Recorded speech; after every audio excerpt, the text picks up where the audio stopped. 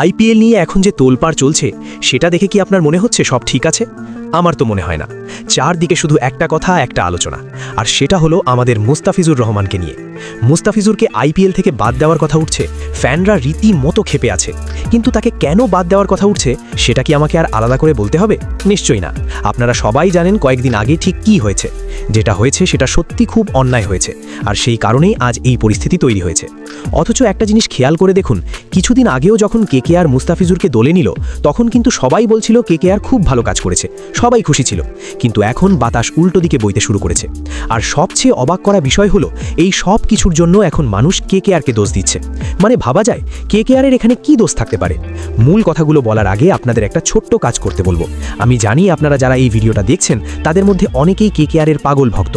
যদি আপনি সত্যিই কলকাতা নাইট রাইডার্সকে মন থেকে ভালোবেসে থাকেন, যদি আপনি চান আমাদের প্রিয় টিম সব সময় জিতুক, তাহলে দেরি না করে এখনই এই ভিডিওটাতে একটা লাইক দিয়ে দিন।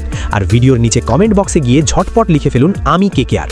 আপনাদের এই একটা কমেন্ট আর লাইক কিন্তু বলে দেবে যে কেকেআর ভক্তরা এই অন্যায়ের বিরুদ্ধে কতটা একজোট।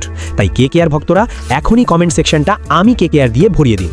এবার চলুন আসল ঘটনাটা একটু তলিয়ে দেখি। মানুষ বলছে মুস্তাফিজুরের জন্য কেকেআর কেন 9 কোটি টাকা খরচ করলো? কেকেআরের কি অনেক টাকা হয়ে গেছে?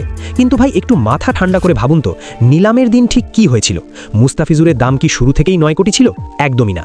তার বেস্ট প্রাইস বা শুরুর দাম ছিল মাত্র 2 কোটি টাকা। নিলাম যখন শুরু হলো তখন কিন্তু কেকেআর তার নাম শুনতেই লাফিয়ে পড়েনি। মুস্তাফিজুরকে নেওয়ার জন্য প্রথমে খুব আগ্রহ দেখালো দিল্লি ক্যাপিটালস। দিল্লি যখন ডাকছে তখন চেন্নাই সুপার কিংসও বসে থাকলো না, তারাও বিড করা শুরু করলো। দিল্লি আর চেন্নাইয়ের মধ্যে তখন রীতিমতো লড়াই চলছে। 2 কোটি থেকে 2.5 কোটি, 3 কোটি, 5 কোটি, এভাবেই দামটা হু হু করে বাড়ছিল।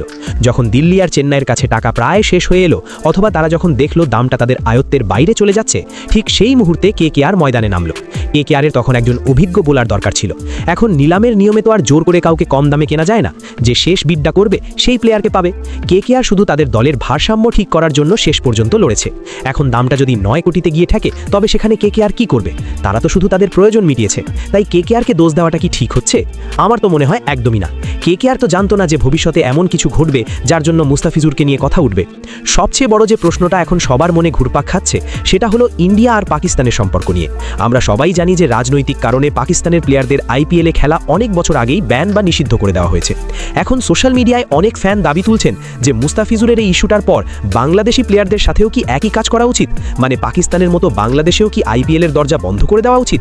এই প্রশ্নটা কিন্তু বেশ জটিল। একদল মানুষ বলছেন যে খেলাধুলায় কোনো রাজনীতি থাকা উচিত নয়, আবার অন্য একদল বলছেন যে সম্মানের থেকে বড় কিছু হতে পারে না। আমি আপনাদের কাছে জানতে চাই আপনাদের মতামত কি? বাংলাদেশের প্লেয়ারদের সাথেও কি পাকিস্তানের মতো একই ব্যবস্থা নেওয়া উচিত, নাকি তাদের সুযোগ দেওয়া দরকার?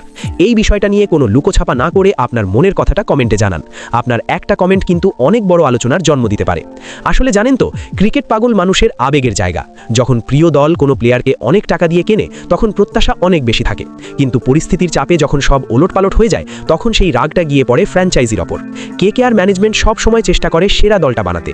মুস্তাফিজুরকে নেওয়ার সময়ও তারা নিশ্চয়ই অনেক কিছু ভেবেছিল। এখন যে পরিস্থিতি তৈরি হয়েছে তাতে কেকেআরকে দোষী সাব্যস্ত করাটা বোকামি ছাড়া আর কিছুই নয়।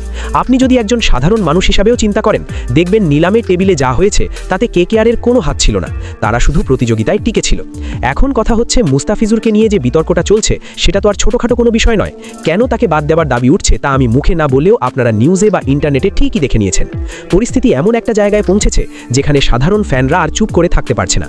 তারা মনে করছে যে সম্মান আগে, তারপর খেলা। কিন্তু এই সবের মাঝে কেকেআর কেন মাঝখানে পড়ে গালি খাবে? কেকেআর তো তাদের কাজটা ঠিক মতোই করেছিল। তারা একটা ভালো বোলার চেয়েছিল, আর সেই বোলারকে পাওয়ার জন্য তারা লড়াই করেছে। এখন সেই বোলারকে নিয়ে যদি বাইরে এত বিতর্ক হয় তবে তাতে দলের ইমেজও তো নষ্ট হয়।